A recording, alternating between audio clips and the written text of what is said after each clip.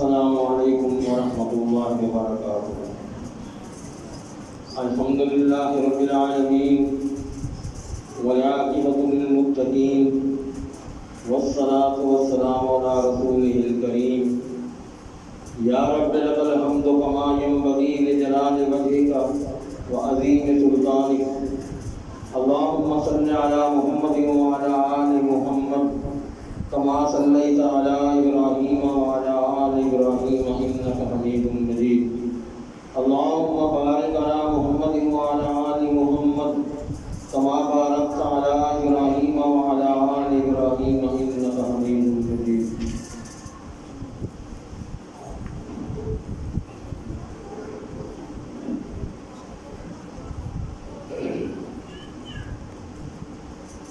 اللہ اکبر کبیرہ۔ اللہ تیرا شکر ہے کہ آج ہمیں 28واں پارہ کی تلاوت کی ہے۔ اللہ تعالیٰ ہمارا سننا سنانا قبول فرمائے، اور جس انداز سے قاری صاحب ہمیں قرآن سنا رہے ہیں، اللہ تعالیٰ ان کے علم میں، ان کی آواز میں اور نکھار پیدا فرمائے، اور ان کے جان و مال میں، صحت میں اللہ تعالیٰ ان کو برکت عطا فرمائے۔ واقعی قرآن پڑھنے کا حق ادا کرتے ہیں وہ، اللہ تعالیٰ ان کو جزائے خیر عطا فرمائے۔ آپ لوگ بھی سنتے ہیں، قرآن سن رہے ہیں۔ کل میں نے دو تین چیزیں بتائی تھیں، تو میں یہ دیکھنا چاہتا ہوں کہ کیا آپ سنتے بھی ہیں یا بس صرف یہاں وقتی طور پر سن کے اور پھر بھول جاتے ہیں۔ کچھ میں نے چیزیں کل بیان کی تھیں، خاص طور پر کبیرہ گناہوں کے بارے میں، کہ کبیرہ گناہ جو ہیں وہ 70 کے قریب ہیں، اور ان 70 میں سے پھر 7 گناہ جو ہیں بہت زیادہ گرفت میں آنے والے ہیں۔ وہ کون کون سے ہیں کل وہ میں نے بتائے تھے۔ کس کو یاد ہے وہ 7 گناہ؟ یاد ہیں یا بھول گئے؟ یاد ہے؟ میری یاد ہے الحمدللہ۔ اچھا، شکر ہے، الحمدللہ۔ اللہ تعالیٰ ان گناہوں سے بچنے کی بھی توفیق عطا فرمائے۔ یاد ہے تو پھر میرا سنانا بھی فائدے میں ہو گیا، اور آپ کا سننا بھی اللہ قبول کرے۔ جنہوں نے نہیں یاد، پھر میں دوبارہ وہ 7 گناہ دوہرا دیتا ہوں جن کی معافی اللہ کے ہاں اس طرح نہیں ہے کہ وہ بس ہم نے وہ غلطی ہوگی۔ وہ سخت گناہ ہیں جن کی بڑی سخت وعید اور سخت پکڑ ہے۔ وہ 7 گناہ کیا ہیں؟ اللہ کے ساتھ شرک کرنا، پھر دوہرا رہا ہوں، ذرا یاد کر لیجیے گا۔ اللہ کے ساتھ شرک کرنا، جادو کرنا، ناحق کسی کو قتل کرنا، سود کھانا، یتیم کا مال کھانا، جنگ کے دن میدان جنگ سے بھاگ جانا، اور بھولی بھالی مومنات عورتوں پر تہمت لگانا۔ یہ 7 اکبر الکبائر کی نعمت جن کی معافی بہت اللہ تعالیٰ ہمیں ان سے بچائے۔ دوسری بات کہ میں کل بیان کر رہا تھا سورت، دل تو کر رہا تھا کہ میں رحمان ساری پڑھوں، پر آپ لوگوں کا بھی مجھے کچھ خیال ہوتا ہے۔ میں تو پڑھتا رہوں، مجھے تو بہت ہی لطف آتا ہے، لیکن آپ لوگوں کو بھی وقت دیکھنا پڑتا ہے۔ اب یہاں آپ نے لب لباب یہ نکالا ہے کہ اللہ تعالیٰ جس طرح اپنی رحمتیں، اپنی نعمتیں، اپنی شفقتیں ہم پر نشاور کر رہا ہے، اور بار بار وہ ہمیں ان کا اجر دینے کے لیے بار بار وہ آگے ہو رہا ہے۔ استغفر اللہ توبہ اللہ، میں کو فرنا بولوں کہ اللہ کو ہمارا محتاج ہے؟ کیا اس کا کوئی کام ہمارے بغیر روکا پڑا ہے؟ تو کیوں ہمیں اتنا کیوں لاڈ کر رہا ہے؟ کیوں اتنا دینا کر رہا ہے؟ جو نہیں مانتے پکڑے اور ختم کر دے، نہیں، وہ پھر اس کو غفور کون کہے گا؟ اسے رحیم کون کہے گا؟ اسے کریم کون کہے گا؟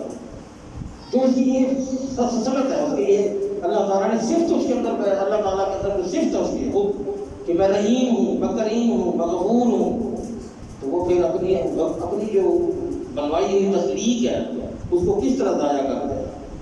اب یہ ہم خود ہی بھٹک رہے ہیں، وہ پھر پکڑتا ہے، آ جاؤ، واپس آ جاؤ، وہ پھر پکڑتا ہے، پیار سے بھی بلا رہا ہے، ڈانٹ کے بھی بلا رہا ہے، کچوٹے لگا کے بھی بلا رہا ہے، جھنجھوڑ کے بھی بلا رہا ہے کہ ہم واپس آتے ہیں، ہم بہت دور جا رہے ہیں، منہ کیے پھیرے جا رہے ہیں، اس کو کڑ کیجیے بیٹھے ہیں، دور چلے جا رہے ہیں اس سے، تو وہ پھر ہمیں بلا رہا ہے۔ وہ ہمارا محتاج نہیں ہے، وہ چاہتا یہ ہے کہ ہم عذاب جہنم سے بچ جائیں، جہنم کا عذاب ہمیں نہ ملے، وہ اس بچانا چاہتا ہے ہمیں۔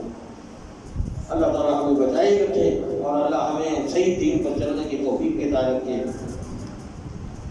دو آیتیں رہ گئی تھی کل اسی صورت واقعہ میں، اس میں ایک ہے وَلَوْلَا إِذَا بَلَغَتِ الْحُلْقُومَ وَأَنْتُمْ حِينَئِذٍ تَنظُرُونَ۔ اب اللہ یہاں پر بے بسی انسان کی بتا رہا ہے کہ تم کتنے بے بس ہو، اکڑتے کتنا ہو، کتنا اکڑتے ہو، بے بسی تو دیکھو اپنی ہو کہ جب میں جان کسی کی نکالتا ہوں فلولا اذا بلغت الحلقوم، اور وہ گلے تک یہاں تک پہنچ جاتی ہے، وانتم حینئذ تنظرون، تم پاس بیٹھے سارے دیکھ رہے ہوتے ہو، میں تم سب کے بیٹھے ہوئے بیچ میں سے لے جاتا ہوں، کیا کر سکتے ہو؟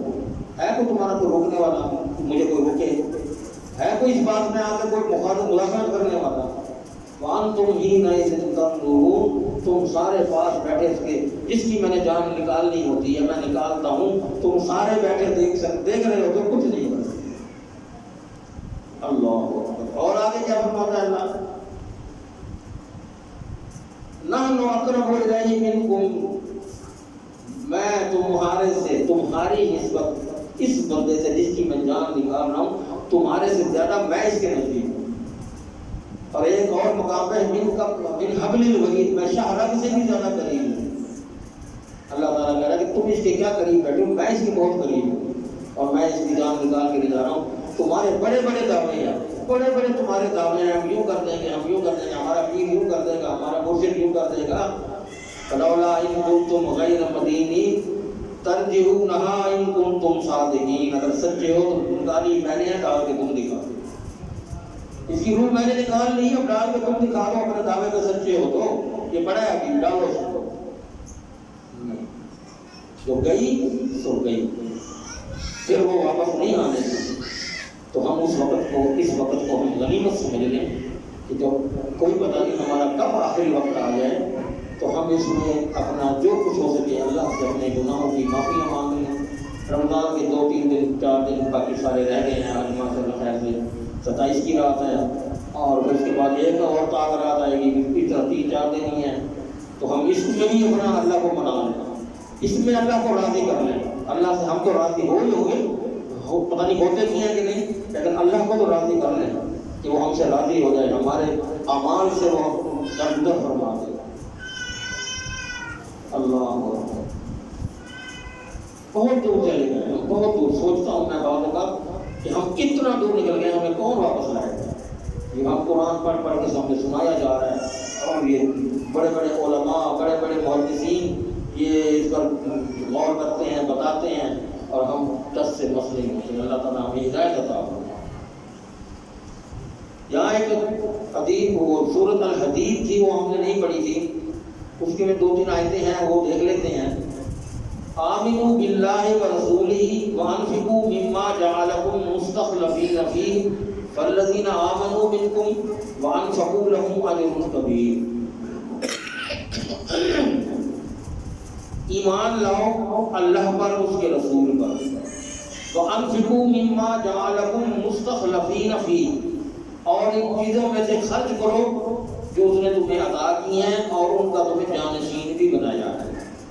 فالذین آمنوا منکم، اور جو لوگ تم میں سے ایمان لائے، وانفقوا، اور انہوں نے اللہ کی راہ میں خرچ بھی کیا، لہم اجر کبیر، ان کے لیے بہت بڑا اجر ہے۔ ہم اس اجر کو گنوا رہے ہیں، ہم یہ سمجھتے ہیں کہ آج ہم جو اللہ کی راہ میں خرچ کریں گے یہ میری گرہ سے جائے گا، میری جیب سے جائے گا، میں کیوں خرچ کروں؟ تو اللہ یہ کہتا ہے کہ تم خرچ پلے سے نہیں کرو گے، تم نے اپنی جان سے، پلے سے کہیں سے نہیں کرنا۔ وانفقوا مما رزقناکم، اور تم خرچ کرو جو میں نے تمہیں رزق دیا ہے، تمہارا کچھ میں کوئی کمال نہیں ہے، نہ یہ تمہارا ہے، یہ میں نے دیا اور میں نے کہا اس کو خرچ کرو۔ تم ایک خرچ کرو گے، جس نیت سے خرچ کرو گے میں اس نیت میں اس کو 10 گنا بھی کر دوں گا، 70 گنا بھی کر دوں گا، 100 گنا بھی کر دوں گا، 700 گنا کر کے واپس کر دوں گا۔ تم خرچ کرو میں واپس دیتا ہوں، پھر بڑھاتا ہوں، پھر اس میں اضافہ کرتا ہوں، پھر اس کے بعد جو ملتا ہے اس کا شکر ادا کرو۔ لئن شکرتم لازیدنکم، تو جتنا تم میرا شکر ادا کرتے جاؤ گے میں تمہیں اور بڑھا کر دیتا ہوں۔ وہ تو دینے پر راضی ہے، وہ تو اس طرح دے رہا ہے، اس طرح دے رہا ہے، ہم کیوں نہیں سمجھتے، کیوں نہیں اس سے حاصل کرتے؟ اللہ ان المصدقین والمصدقات وَأَقْرَضُوا اللَّهَ قَرْضًا حَسَنًا يُضَاعَفُ لَهُمْ وَلَهُمْ أَجْرٌ کریم، بے شک صدقہ کرنے والے مرد ہوں یا صدقہ کرنے والی عورتیں ہوں، اور جنہوں نے اللہ کو اچھا قرض دیا، وَأَقْرَضُوا اللَّهَ قَرْضًا حَسَنًا، اللہ کو قرض کی کیا ضرورت پڑی ہے؟ جو ہمیں سب کچھ عطا کر رہا ہے، دنیا کی ہر نعمت سے ہمیں نواز رہا ہے، اس کو کسی قرضے کی کیا ضرورت ہے؟ وہ قرضہ کیا ہے؟ یہ وہ قرضہ ہے کہ جب اس نے وعدہ کر لیا کہ جو تم مجھے دو گے میں 10 گنا 100 گنا 700 گنا کر کے بڑھا کے دوں گا، یہ قرضہ ہے، یہ قرض اسے دو، جتنا ہو سکے دو، تاکہ وہ آپ کو اس کا بڑھا کے دیتا ہے۔ انہیں کئی گنا دیا، جو بڑھا کر دیتا ہوں میں، وَلَهُمْ أَجْرٌ كَرِيمٌ، اور ان کے لیے باعزت اجر ہے، اس کا میں مجھے اجر بھی ساتھ عطا۔ اللہ اکبر۔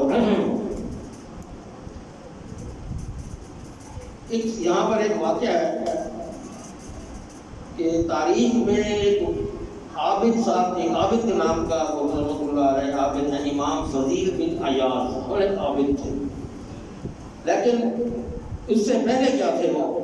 وہ رہزن ڈکیت چور تھے، وہ راستے میں کھاد لگا کے بیٹھتے تھے، اور جو کوئی بھی قبیلہ قافلہ وہاں سے گزرتا تھا اس کو لوٹ لیتے تھے، ان کا سامان غصب کر لیتے تھے، اور وہاں سے کوئی قافلہ چاہے سلامتی سے ساتھ نہیں گزر سکتا۔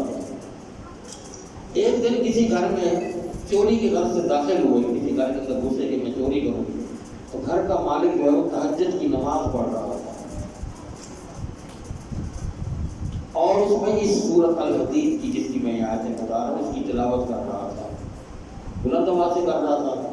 تو وہ فضیل بن عباس جو ہیں وہ چھپ کر سننے کھڑے ہو گئے، دیوار کمرے کی دروازے کی اوٹ کی باہر کھڑے ہو گئے، آواز سننے لگ گئے، اور یہ آیت جو میں پڑھوں گا اس پر جب وہ پہنچا، جب اس آیت پر پہنچے ہیں تو وہ فضیل بن عیاض جو ہیں اس کے دل پر ایسی چوٹ پڑی کہ وہیں پر پکار ہوتے ہیں کہ اے اللہ وہ وقت آ گیا ہے اور میں ڈر گیا ہوں تجھ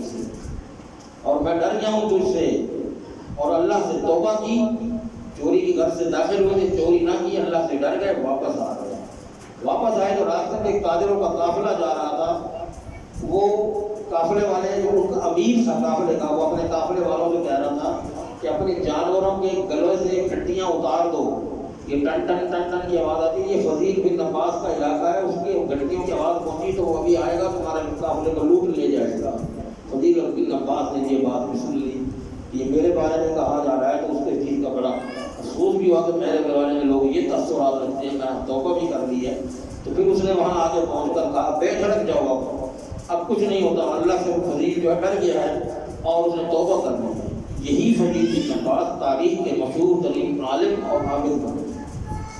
آیت کیا سنی تھی اس نے؟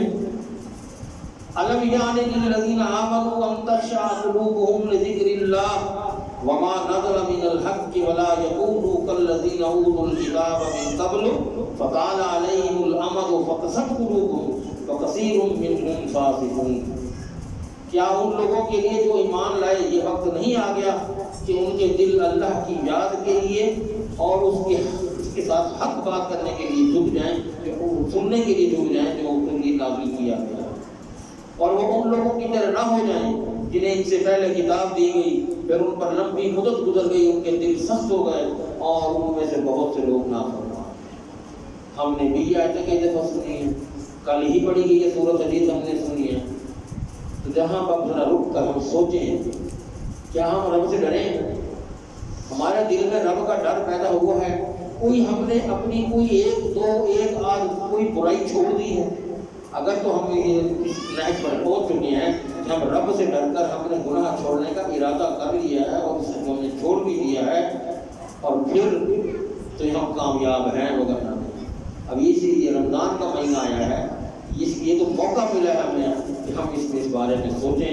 آج نہیں سوچیں گے تو پھر کب سوچیں؟ اللہ ہمیں سوچنے کی توفیق عطا فرمائے، برے کاموں سے اللہ بچائے، ہم خود بھی بچنے کی کوشش کریں۔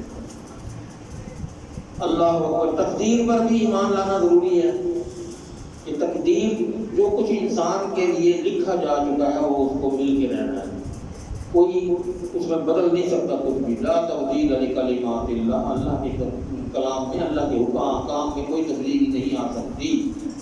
ما اصاب من مصیبت فی الارض ولا فی انفسکم الا فی کتاب من قبل ان نبرأها ان ذلک علی اللہ یسیر لکی لا تعصوا علی ما فاتکم ولا تفرحوا بما آتاکم واللہ لا یحب کل مختال فخور.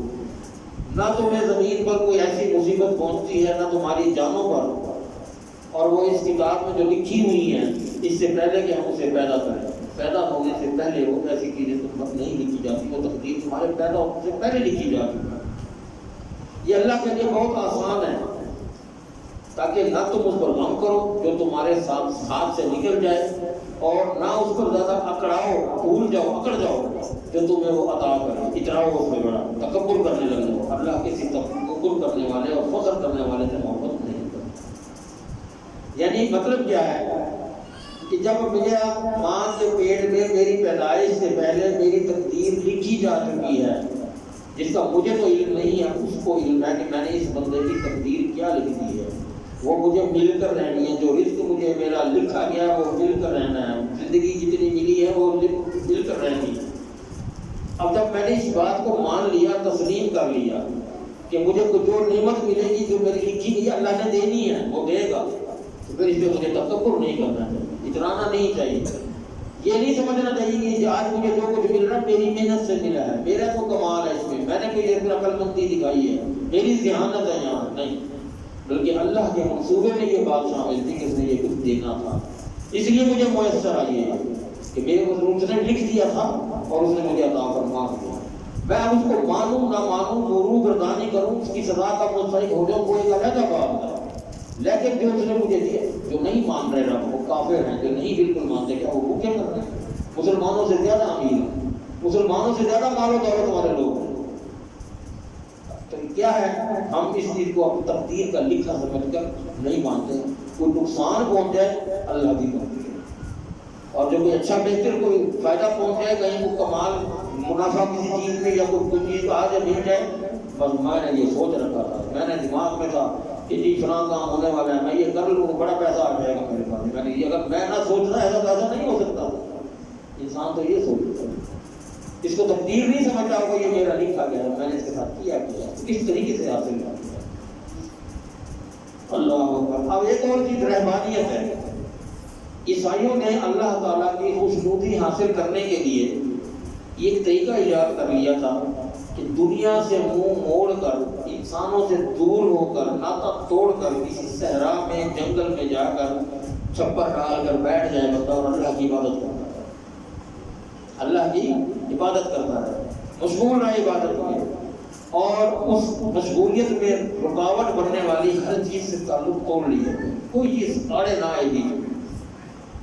یعنی کہ نہ شادی کرے، نہ اولاد پیدا کرے، نہ اولاد کے ساتھ سلوک رکھے، نہ رشتہ دار، نہ خاندان، نہ ذات برادری، نہ قبیلہ قبائل، کچھ بھی نہیں. سب کو چھوڑ کر رہبانیت اختیار کر کے جنگل بیٹھ گیا، میں کہ اللہ کی عبادت کر رہا ہوں.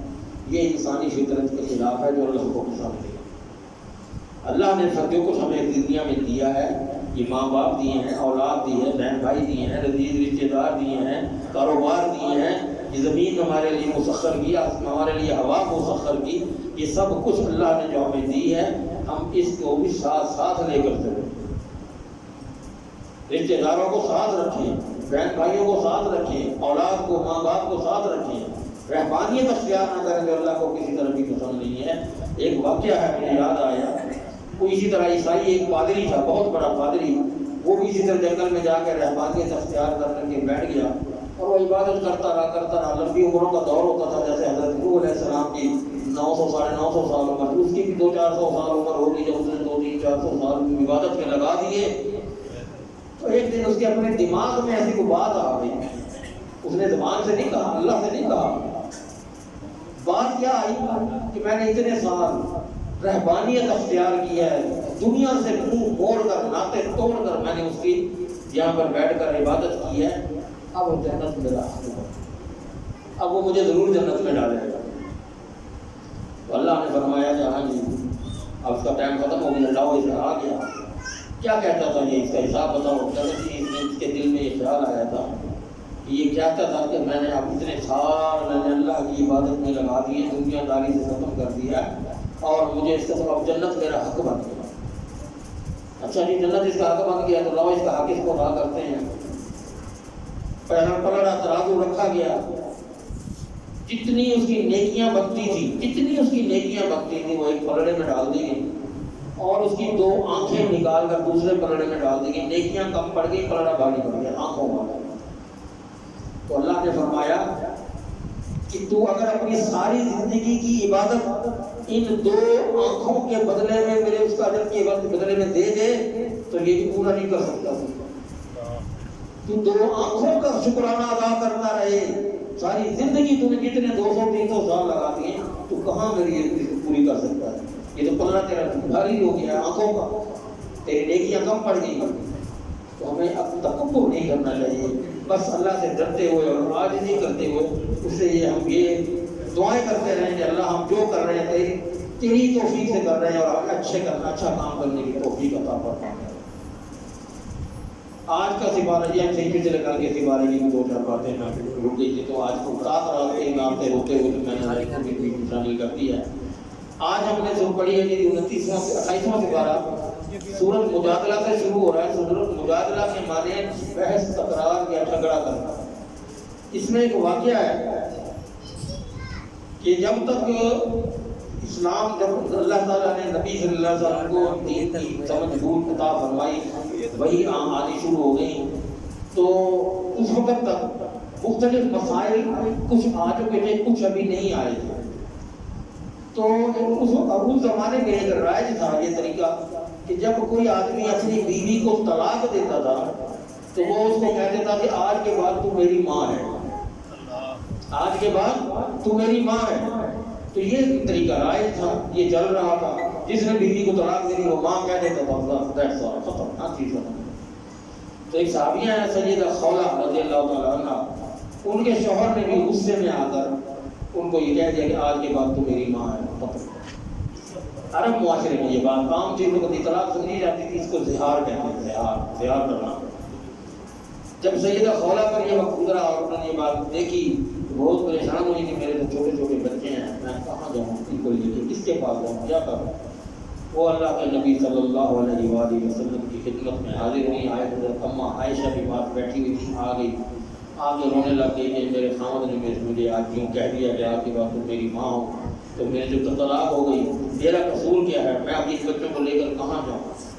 اس وقت تک اس موضوع پر ابھی کوئی وحی نہیں آئی تھی، اور اللہ کے نبی خاموش ہو گئے اور اتنا کہا اب جو اس وقت طریقہ چل رہا ہے اس کے مطابق تو تم فارغ ہو، میں کیا کر سکتا ہوں؟ اس کو میں سمجھاؤں گی صحیح، تو وقت تو گزر چکا ہے، میں کیا کروں گا؟ تو ذرا تھوڑا سا شکوہ کرنے لگی، یہ کون سا طریقہ ہے، یہ کیسے ہو سکتا ہے؟ اللہ کو نہیں پتا کہ میرے ساتھ کیا بیت رہی ہے، میرے بچے چھوٹے چھوٹے ہیں، آپ کو بھی کچھ نہیں پتا، میں کہاں لے جاؤں، میں کیا کروں؟ میں جو عورت تھی ذرا تھوڑا سا اونچا بولی، جھگڑا کرنے لگی، مجادلہ کرنے لگی۔ تو یہ بھی بات ہو ہی رہی تھی کہ اماں عائشہ رضی اللہ عنہ نے دیکھا کہ نبی کریم صلی اللہ علیہ وسلم پر بہت سرخ ہو رہا چہرہ اور پسینہ اور بڑی ایسی کیفیت، تو وہ تو کیونکہ اماں قریب رہتی تھی، آپ ان کو پتا تھا کہ یہ وحی آ رہی ہے، تو اس نے پکڑ کے عورت کو خاموش کرایا کہ خاموش چپ کر کے بات آ رہی ہے، وحی آ رہی ہے، کوئی وحی آ رہی ہے، پہلے وحی کو سننے دے کس بات پہ آ رہی ہے۔ تو وحی آ گئی، اللہ کے نبی جب وہ سن چکے وحی، اب وہ کہہ رہے یہ آئے کیا آئی ہے 28واں سپارہ شروع ہو رہا ہے سورۃ مجادلہ۔ قد سمع اللہ قول التی تجادلک فی زوجہا وتشتکی الی اللہ واللہ یسمع تحاورکما ان اللہ سمیع بصیر۔ اللہ نے سن لی ہے اس عورت کی بات، اللہ اکبر، اللہ نے اس عورت کی بات سن لی ہے جو اپنے خاوند کی شکایت لے کے تیرے پاس آئی بیٹھی تھی، وتشتکی الی اللہ، اللہ کا شکوہ کر رہی تھی کہ اللہ نے یہ کیا نظام بنا رکھا ہمارے لیے، عورتوں کے لیے، ہم کدھر مریں، کہاں جائیں؟ تو سب اللہ نے سن لیا۔ واللہ یسمع تحاورکما، تمہارے درمیان ہونے والی گفتگو کو بھی اللہ سن رہا۔ ان اللہ سمیع بصیر، اللہ سننے والا بھی ہے اور دیکھنے والا بھی ہے۔ الذین یظاہرون منکم، تم میں سے جو لوگ اظہار کرتے ہیں، یہ کام کرتے ہیں، جو اپنی ماں کو کہتے ہیں ہماری مائیں اور طلاق دیتی ہیں، الذین یظاہرون منکم من نسائہم، جو اپنی بیویوں سے زہار کرتے ہیں، ما ہن امہاتہم، وہ ان کی مائیں نہیں ہیں۔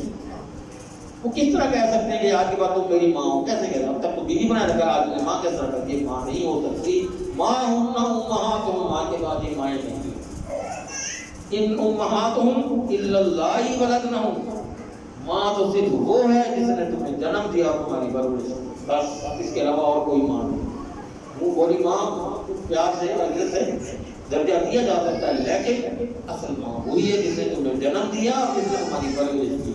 وَإِنَّهُمْ لَيَقُولُونَ مُنكَرًا مِنَ الْقَوْلِ وَزُورًا وَإِنَّ اللَّهَ لَغَفُورٌ غَفُورٌ۔ اور یہ لوگ جو اس طرح کی باتیں کرتے ہیں یہ بالکل غلط ہے، لغو ہے، جھوٹ ہے۔ اللہ تعالیٰ معاف کرنے والا ہے اور بخشنے والا ہے۔ پھر اس کا حل بتایا، والذین یظاہرون من نسائہم ثم یعودون لما قالوا فتحریر رقبۃ من قبل ان یتماسا ذالکم توعدون بہ واللہ بما تعملون خبیر۔ فمن لم یجد فصیام شہرین متتابعین من قبل ان یتماسا فمن لم یستطع فاطعام 60 مسکینا۔ اب جنہوں نے یہ کام کیا ہوا ہے یا کر لیتے ہیں، بھول جاتے ہیں، تو اس کے لیے پھر وہ یہ ہے کہ وہ واپس رجوع کریں، لیکن اس کا جو ہے کفارہ ادا کریں۔ وہ کفارہ کیا ہے کہ 60 مسکینوں کو کھانا کھلائیں یا 2 ماہ کے روزے رکھیں۔ پہلی چیز ہے کہ 2 ماہ کے روزے رکھیں۔ اگر وہ بندہ 2 ماہ کے روزے نہیں رکھ سکتا تو پھر 60 مسکینوں کو کھانا کھلائے، اور اگر اس کی بھی وہ نہیں رکھتا آپ پھر 60 مسکینوں کو کھانا کھلائیں۔ ذالک لتؤمنوا باللہ ورسولہ وتلک حدود اللہ، یہ اللہ کی حدیں ہیں، اللہ نے مقرر کر دی ہیں۔ آج کے بعد اس پر یہ وہی کے انداز سے اللہ نے کہ کس موقع پر کس طرح کیسے وہی ہے، سمجھنے کی قاصر ہیں ہم، اس کی طرف توجہ ہی نہیں ہے ہماری۔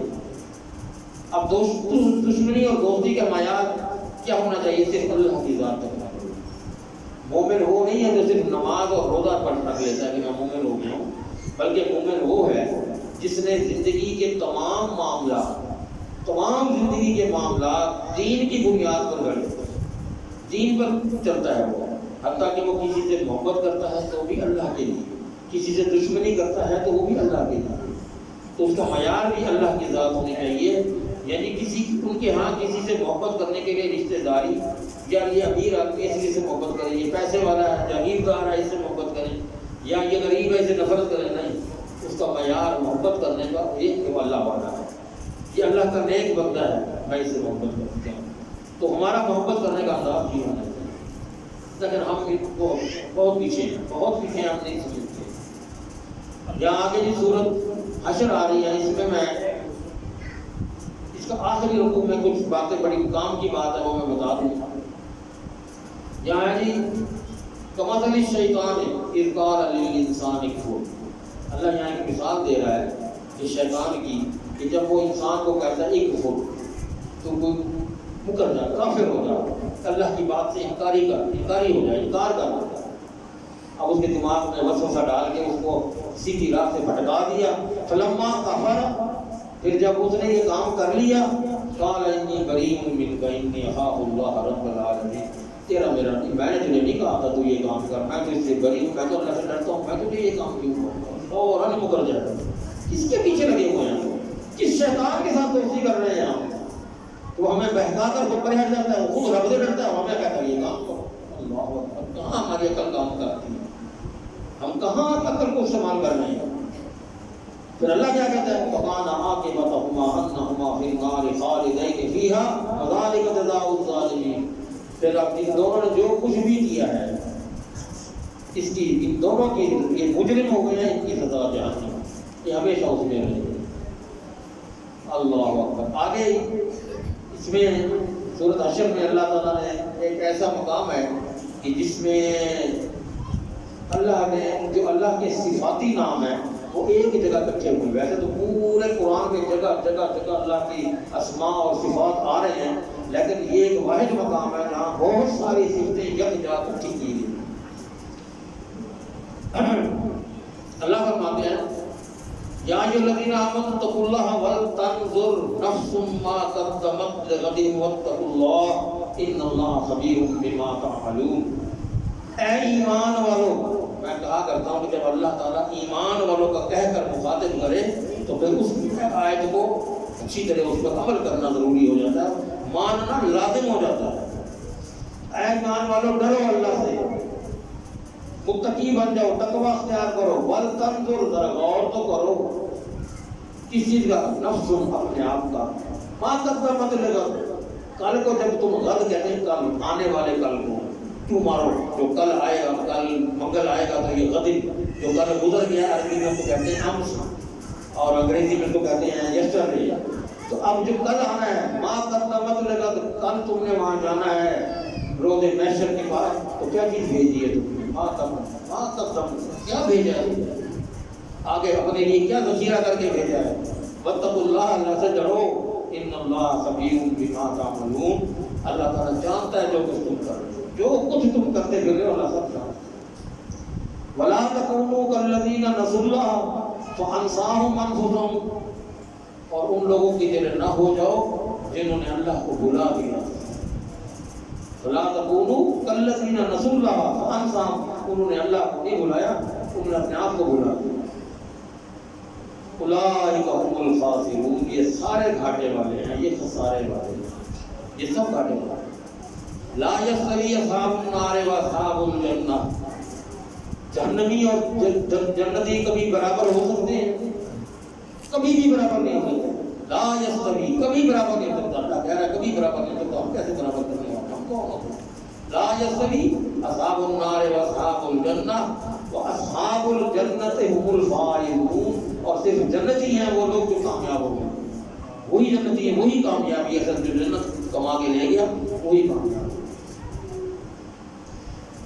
آگے جائے، لو انزلنا هذا القرآن على جبل لرأيته خاشعا متصدعا من خشية الله، اگر میں اس قرآن کو کسی پہاڑ پر نازل کر دیتا، لو انزلنا هذا القرآن على جبل، کسی پہاڑ پر میں کو نازل کرتا، لرأيته، تو دیکھتا، خاشعا متصدعا من خشية الله، اللہ کے ڈر سے، اس کی خشیت سے یہ پہاڑ بھی لیتا لیتا ہوتا.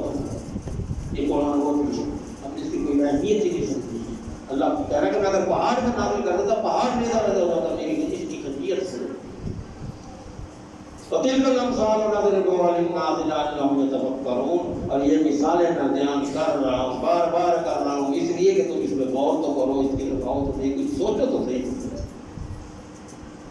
اب آگے اللہ کی صفات بچی ہوئی ہیں. وَاللَّهُ الَّذِي لَا إِلَٰهَ إِلَّا هُوَ، وہی ہے اللہ جو مشکل کشا ہے، معبود کے لائق ہے، عبادت کے لائق ہے.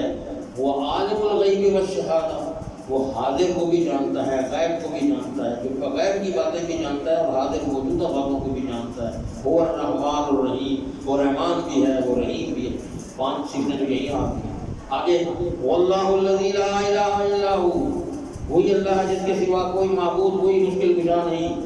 الملک القدوس السلام المؤمن المہیمن العزیز الجبار المتکبر سبحان اللہ عما یشرکون. وہ بادشاہ ہے، ملک بادشاہ ہے، قدوس نہایت پاک ہے، بہت تقدس والا ہے، سلام سلامتی والا ہے، مومن امن دینے والا ہے، مہیمن نگہبان ہے ہمارا، العزیز وہ غالب ہے سب پر، الجبار وہ اپنی مرضی چلانے والا ہے، اس پر کسی کی مرضی نہیں چلتی، المتکبر وہ سب سے بڑا ہے، بے حد بڑائی والا ہے، اس سے بڑی بڑائی کسی کی ہے ہی نہیں. سبحان اللہ عما یشرکون، اللہ پاک ہے ان تمام چیزوں سے جس سے کہ تم شرک کرتے ہو. واللہ الخالق الباری المصور له الاسماء الحسنى یسبح له ما فی السماوات والارض وهو العزیز الحکیم.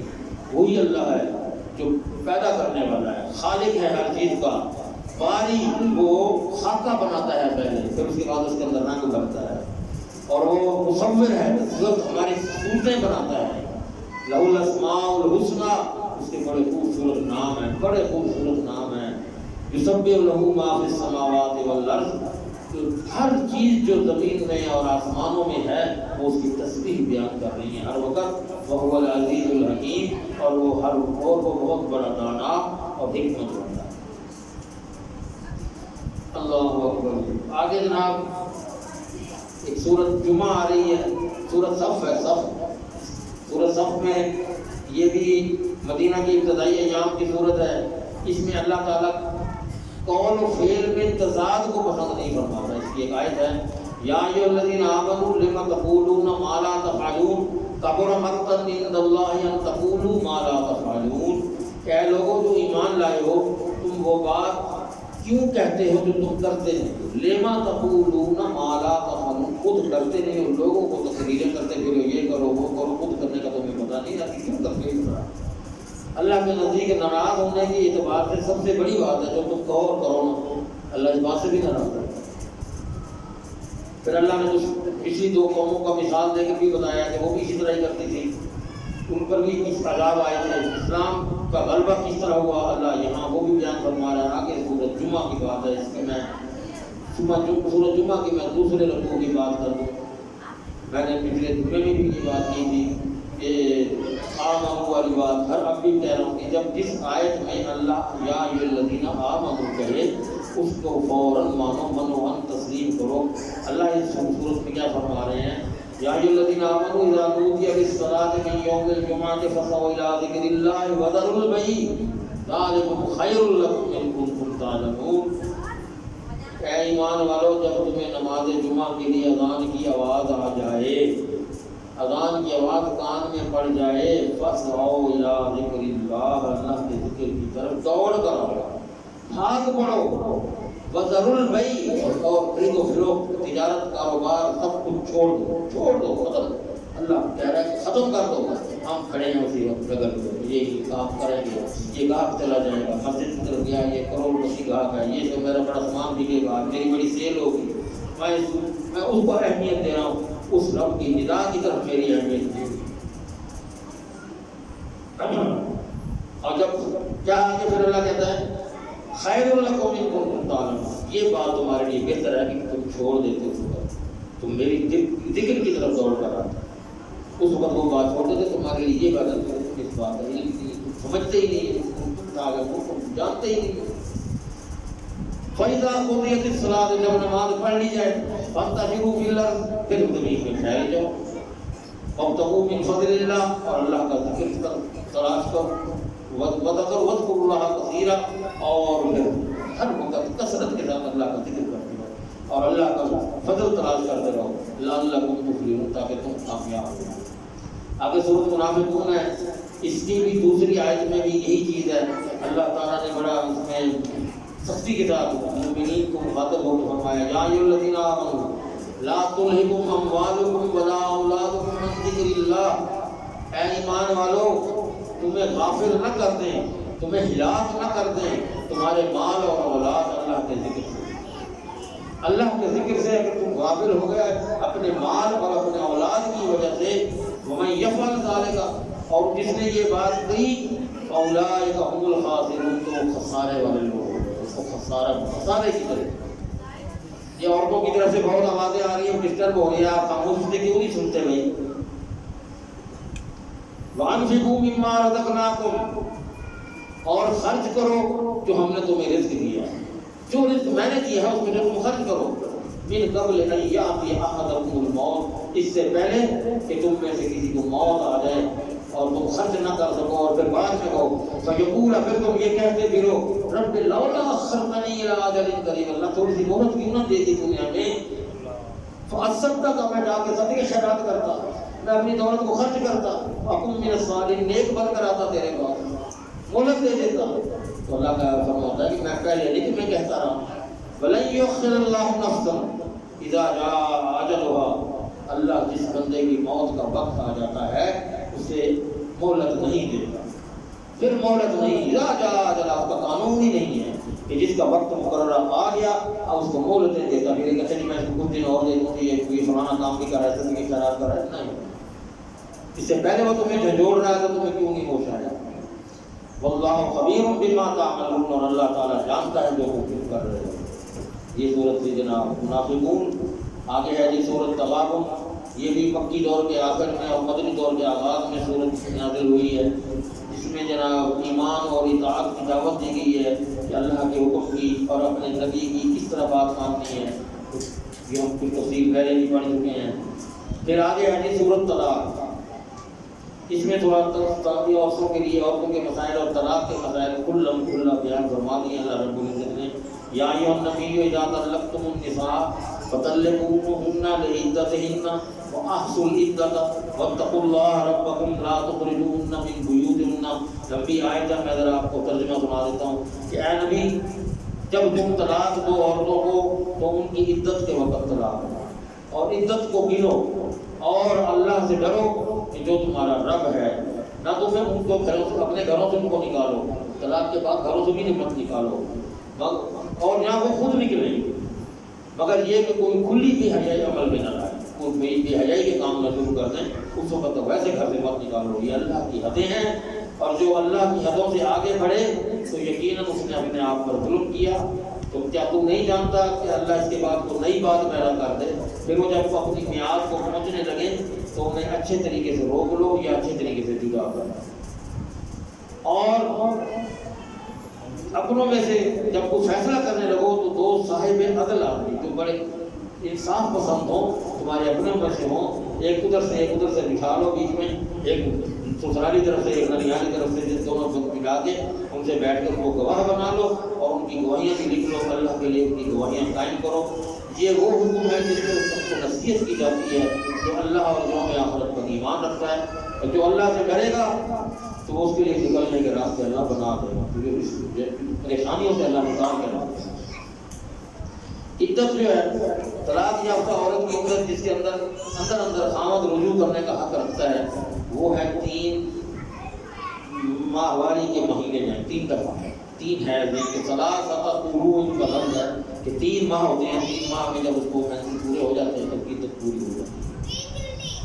اور جو عورت حاملہ ہو وہ تو بچے کی پیدائش تک، جب تک بچہ پیدا نہیں ہو جاتا وہ تک طلاق عدت رہتی ہے۔ آگے کی سورۃ تحریم، یہ میں نے ایک دن پہلے بھی اس کے لیے آیت پڑھ کے سنائی تھی کہ جہاں کسی چیز کو اللہ کی حلال کی ہوئی کسی چیز کو حرام کرنے سے اللہ نے سختی سے منع کیا کہ جب نبی کریم صلی اللہ علیہ وسلم نے اپنی بیوی کے کہنے پر کہ میں شہد نہیں کھاؤں گا، میرے لیے حرام ہے، اور قسم کھا لی تھی، تو اللہ نے وحی دیا ہے کہ سورۃ پوری نازل فرمائی تھی جس کی آیت ہے کہ یا ایھا النبی لم تحرم ما احل اللہ تبتغی مرضات ازواجک، کیا نبی تو کیوں حرام کرتا ہے اس چیز کو جسے اللہ نے حلال کیا ہے؟ تبتغی مرضات ازواجک، اپنی بیویوں کو خوش کرنے کے لیے، ان کو راضی کرنے کے لیے بات کہہ رہے ہیں۔ واللہ غفور رحیم، اللہ معاف کرنے والا، بخشنے والا، رحم کرنے والا ہے۔ یہاں اور آگے ہے یا ایھا الذین آمنوا قوا انفسکم واہلیکم نارا وقودھا الناس والحجارہ، اے ایمان والو، دیکھو ہر جگہ ایمان والو ایمان والو ایمان والو ایمان والو، اللہ قرآن میں بھرا پڑا ہے ایمان والو، اور ایمان والوں کو سن بھی لو سمجھ بھی لو۔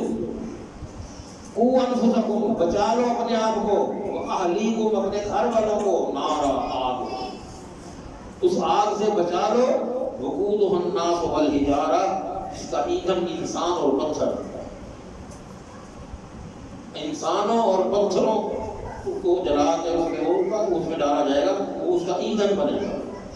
علیہا ملائکۃ غلاظ شداد لا یعصون اللہ ما امرهم ویفعلون ما یؤمرون، اور اس پر بہت سخت دل مضبوط فرشتے مقرر کیے گئے ہیں جو کبھی بھی اللہ کی نافرمانی نہیں کرتے، اور اللہ جو انہیں حکم دیتا ہے وہ کرتے ہیں، جو ان کو کہا جاتا ہے وہ بھی بات کرتے ہیں۔ تو یہاں پر اس کا مطلب کیا ہے کہ اپنے آپ کو اور اپنے اہل کو، اپنے بچوں کو، اہلی کو، اپنے گھر والوں کو آگ سے بچاؤ، کہ آپ جو ہیں گھر کے سربراہ ہیں، جو بھی اپنے گھر کا سربراہ ہے وہ اپنی اولاد کا، اپنے گھر کا جواب دہ ہے۔ اس سے پوچھا جائے گا کہ تم نے اپنی اولاد کو کیا تربیت دی، کیسے سکھایا، کیا پڑھایا، کیا قرآن کی تربیت دی، کیا اللہ اور اس کے رسول کی اطاعت کا کیا پیغام ان کو پہنچایا۔ پہلے تو اس سے سوال کیا جائے گا۔ اگر وہ بڑی ذمہ ہو جاتا ہے کہ میں نے اپنے طور پہ بھرپور کوشش کر لی، ان کو مدرسے میں ڈالا، ان کو پڑھایا لکھایا، سب کچھ کیا، دین قرآن سب کچھ کرایا، لیکن یہ شیطان کے بہکاؤ میں رہے، پھر ان کی سزا کا مسئلہ بعد میں آئے گا۔ پہلے اپنے آپ کو آگ سے، جہنم سے بچانے کے لیے اپنا فرض کو ادا کرو، اپنی ان کی تربیت کو اسلامی طریقے پہ کرو۔ اس کا مطلب یہی ہے کہ اپنے آپ کو اور اپنی گھر والوں کو آگ سے بچاؤ کہ ان کی تربیت کرو. کیوں کہ روز محشر پہلے مجھ سے میرے اہل خانہ کا, میرے گھر والوں کا, بیوی کا, بچوں کا سوال کیا جائے. اللہ اکبر. توبہ کرنے کا حکم بھی ہے یہاں آخر میں, یا الذین آمنوا توبوا الی اللہ توبۃ نصوحا, اے ایمان والو تو اللہ کی طرف توبہ کرو, خالص توبہ. وہ تمہارا رب ہے, قریب ہے تو تم سے تمہاری برائیاں دور کر دے. عسیٰ ربکم ان یکفر عنکم سیئاتکم, بہت قریب ہے کہ اللہ تمہاری برائیاں تم سے دور کر دے, تمہاری سمیں نیک کر دے, صاف کر دے.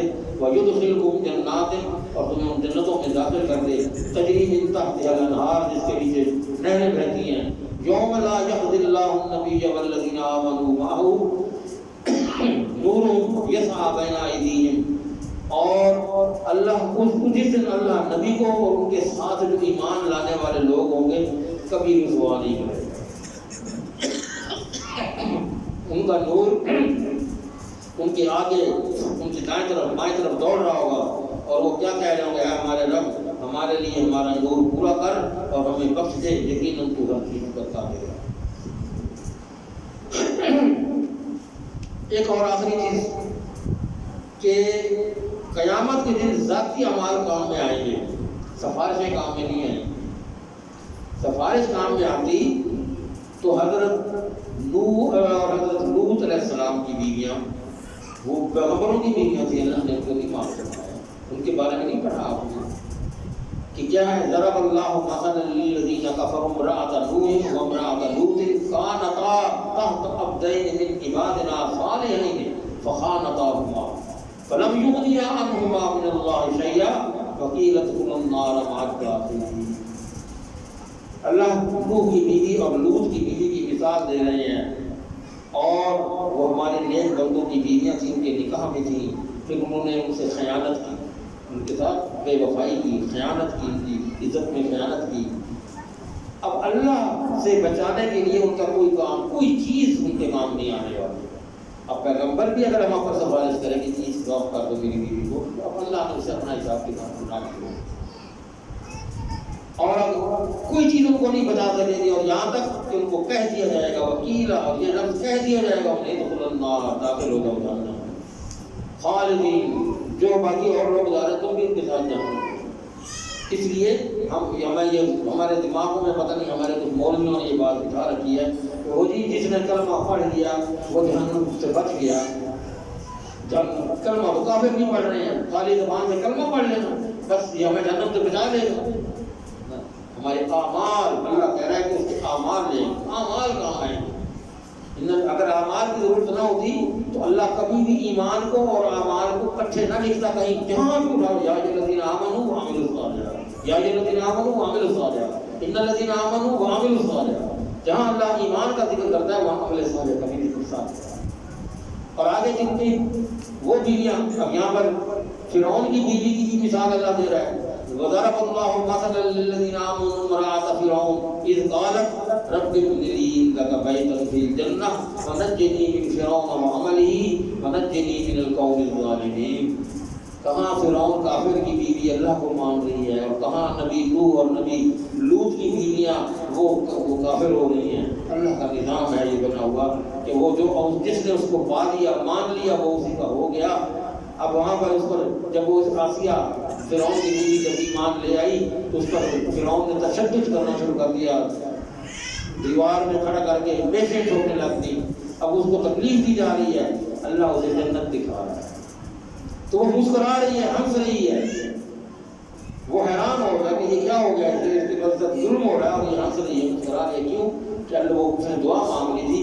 کیا اس نے کہا, اللہ تعالیٰ یہاں مثال دے رہا ہے فرعون کی بیوی کی, جب اس نے کہا اس قالت, جب اس نے کہا رب ابن لی عندک بیتا فی الجنہ, اے اللہ اپنی جنت میں میرے لیے ایک گھر بنا دے, ونجنی من فرعون وعملہ, اور مجھے فرعون سے اور اس کے اعمال سے مجھے نجات دلا دے, ونجنی من القوم الظالمین, اور مجھے ظالم قوم سے مجھے نجات دلا دے.